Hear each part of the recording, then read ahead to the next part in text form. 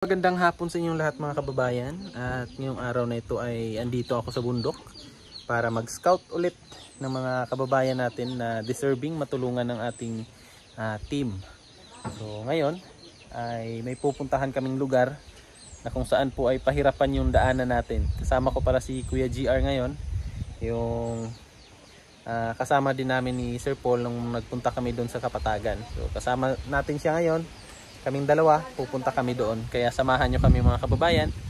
At kung ano yung ating datnan doon sa lugar na yon. So, medyo maulan yung ating panahon ngayon mga kababayan.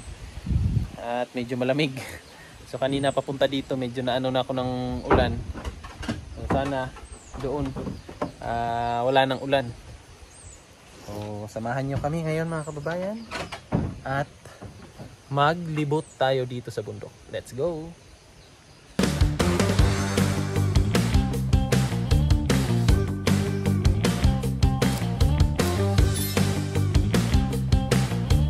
Yan mga kababayan yung ating dadaanan, no? Ng dulas. Sama natin si GR, oh. Kaming dalawa ngayon. Ikot-ikot kami dito. Yan, may tayo eh. Latay-latay ba?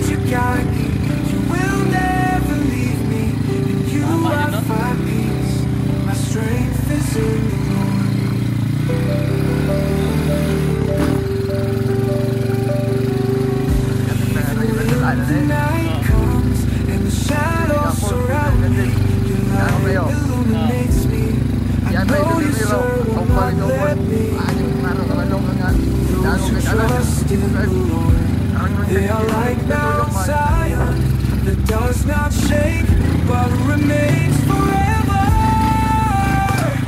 Strengthen my faith, renew my being.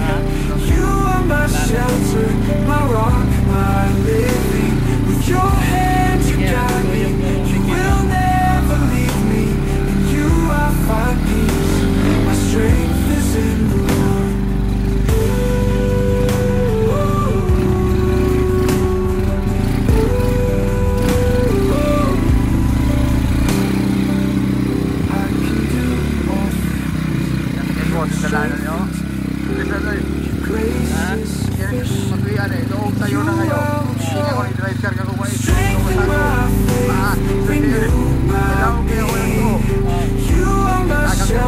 My rock, my living.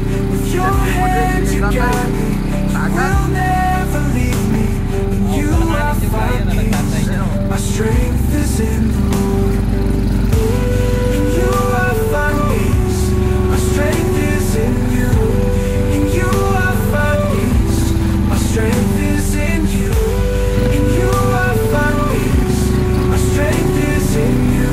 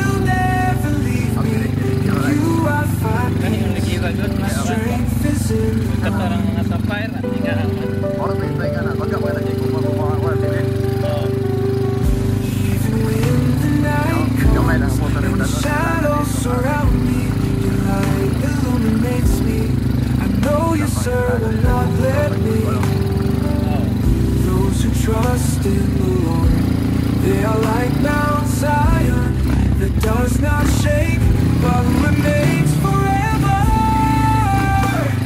Strengthen my faith, renew my being. You are my shelter, my rock, my living. With your hand you guide me, you will never leave me. In you I find peace, my strength is in the Lord.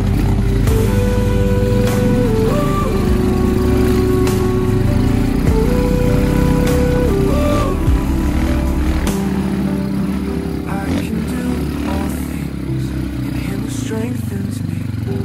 Your grace is sufficient. You I will trust. Strengthen my faith, renew my being. You are my shelter, my rock, my living. With your hand you guide me, you will never leave me. In you I find peace, my strength is in the Lord. In you I find peace, my strength is in you. In you I find peace, my strength is in you. In you I find peace, my strength is in you.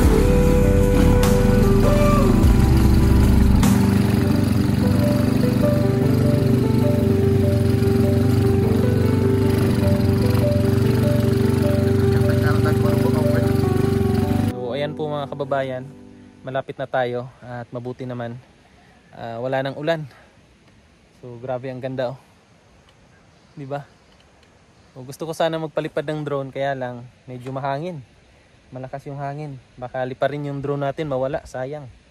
So punta lang tayo doon sa may maraming bahay para makita natin yung lugar talaga nila. So huminto lang ako dito banda kasi gusto ko ipakita sa inyo yung ganda ng nature. So eto, tingnan natin. So yan mga kababayan, oh, grabe ang ganda. So buti na lang may daan na dito na ginagawa nila. So dito banda medyo okay na, kaya na siya ng motor. Pero nung doon talaga kanina, grabe ang dulas. So ayan oh, 'di ba? Ang ganda, ang ganda ng mga bundok. So dito banda mga na yan, saging-saging. So diretso na tayo doon para mas makita pa natin tong sitio na to. Let's go. So ayan mga kababayan, yung may mga bahay-bahay na dito. So sabi nila yung na yan, yung ginagawa dyan, school daw yan. So buti na lang may may ginagawang school dito. Kasi isipin nyo, nasa gitna tayo ng kabundukan. Kawawa kung walang school dito kasi yung mga bata pupunta pa sila ng napakalayo, maglalakad sila. Kaya maraming salamat talaga sa mga kung sino man yung ulo ng mga ganyang project. So kung doon banda mga kababayan, titingnan natin. So dito banda mga kababayan, may mga bahay din tayong nadaanan dyan. So sinadya ko lang talaga dito para makita natin yung sinasabi nila na school daw. Tapos may parang sentro daw nila dito. Ito yung sentro ng lugar na ito. Grabe no. Buti na lang may mga may mga daanan na. Yan may mga daan na kayang pasukin natin.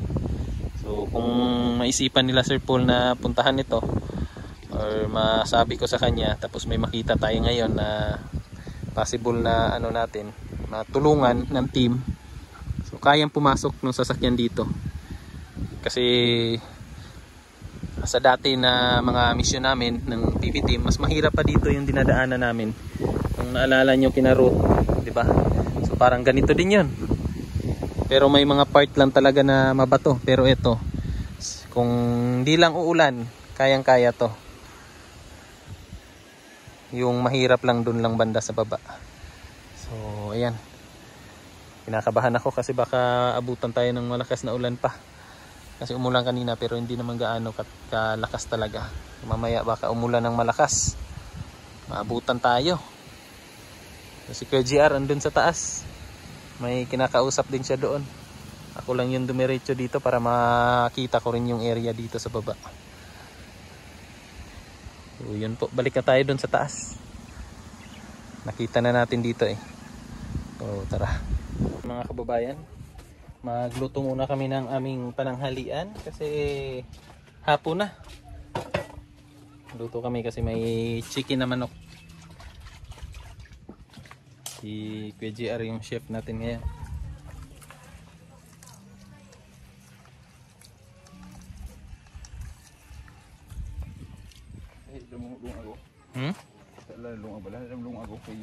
Ano naman? Okay lang may. Ugas.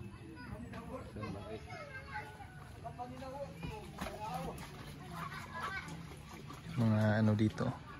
Bumbil. Mga bumbil. Oh, grabe sili ni Kuya oh. Daming sili oh. No.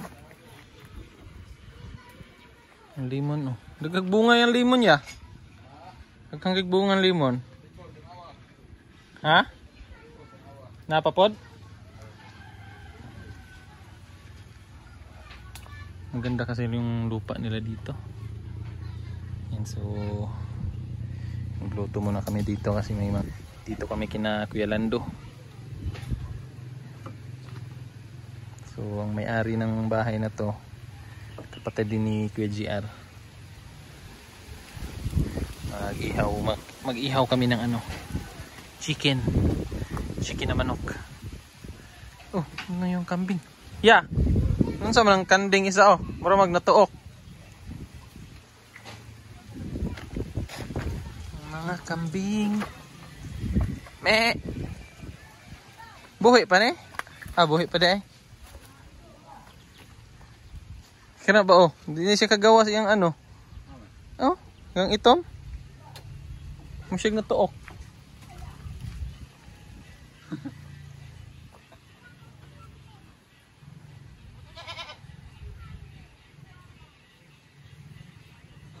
Mag na tuok no.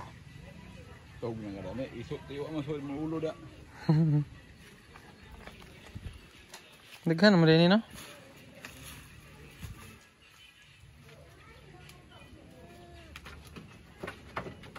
Okay ra di eh. Adi siya kagawas no. Ano kasi yung ulo ng kambing? Nakita ko. Nalak sa kanyang kulungan.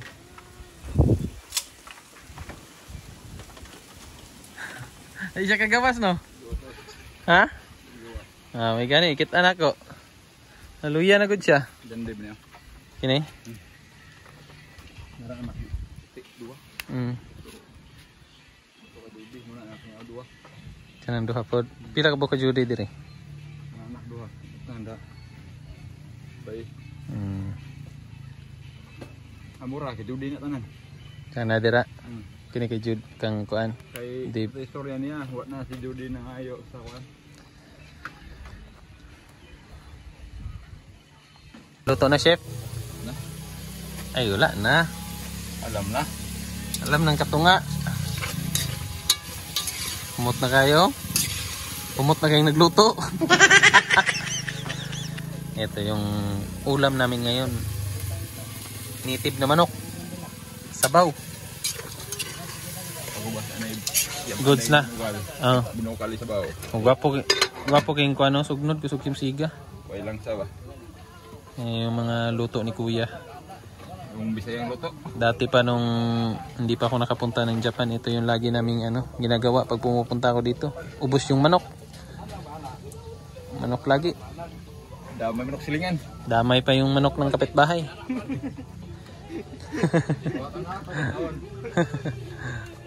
So yan ang mga kababayan, no? Luto na yung ating ulam. Saka yung kanin, no? Yan. Sinabaw na manok. Native yan mga kababayan. Tapos kanin namin. Pinurado? So, kain muna kami mga kababayan. Kasi gutom na. Gutom eh. Siyo. So, yun po mga kababayan. At pauwi na po ako. Pero dinaanan ko lang muna tong konting lupa dito. Na na-invest noong napasa Japan si Mrs. Medyo patag lang siya. Nakasandal lang. May bunga na yung rambutan no. mga bunga. 2 puno lang siya. May mga bunga na. Tapos yung ayun pala yung isa. Pero 2, 3 yung may bunga. Yan po. May mga lansones, kakao, tapos lubi, rambutan. Tara.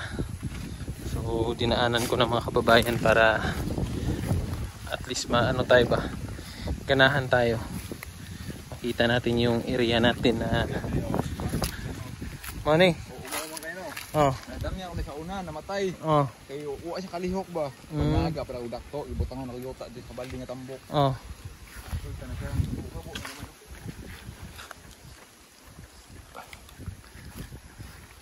Ay mga ubi ni Muya. Wala na ni, harvest na.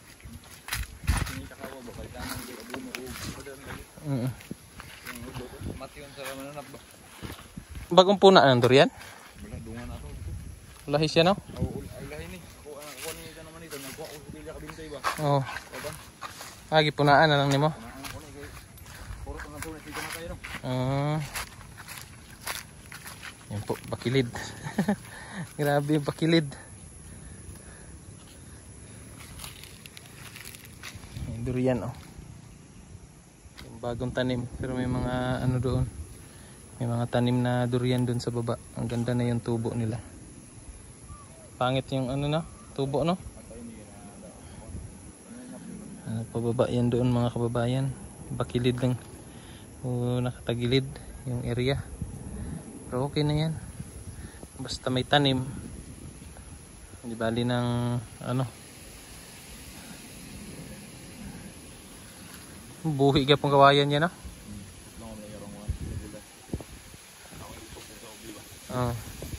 Nagtanong na po kag-ubi? Parang sa bulan. Ito yung problema ni kuya dito. Yung mga kakao kasi yung ano niya namamatay. Bilhan pa daw yan ng ano, medisina. At least malinis siya. Ang ganda tingnan. Mga lubi, oh.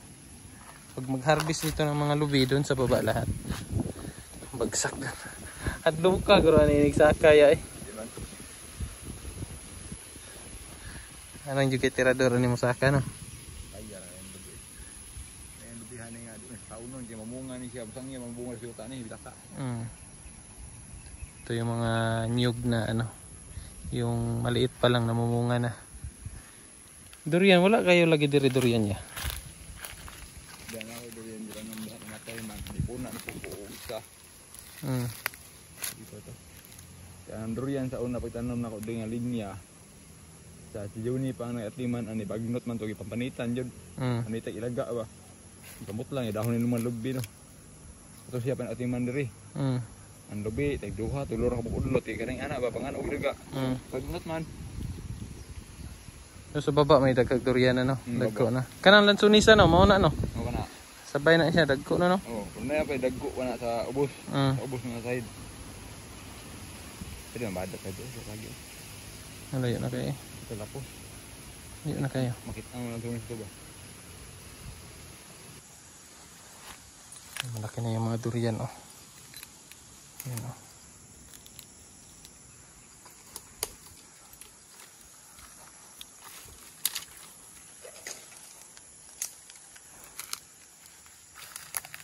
Dali ang halbot no.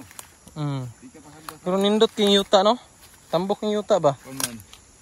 Kaya ang Durian. halbot wala si spray. Diyan pag spray ni yuta na bagal na. Naka-harvest mo diri day kakao? Harvest ko no mong nang kawit diri. Ugan ang ganit na balay. Ano sa kutin sagol.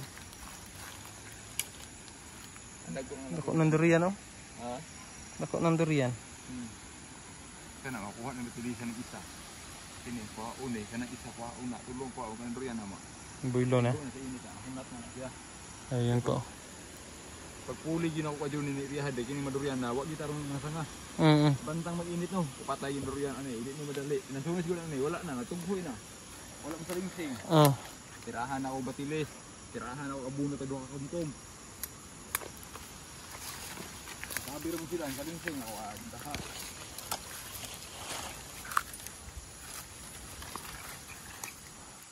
Nalago ng durian daw. Doon ako mga puno daw. Ito. Ini sa ano.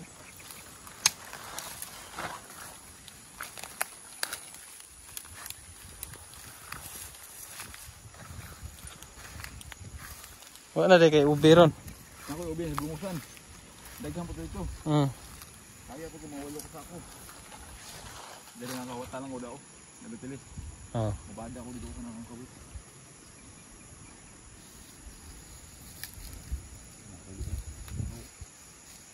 So yun po mga kababayan. Pagkatapos namin dito, uuwi na rin ako. Kasi uuwi pa ako ng Mintal.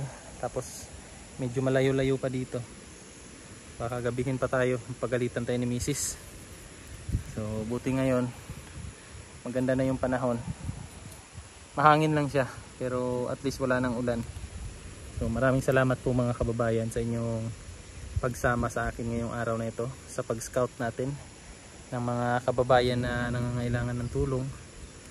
So balang araw mapuntahan din yan ng mga ng team pangunguna ni Sir Paul. So maraming salamat ulit mga kababayan, hanggang sa susunod po. Bye bye.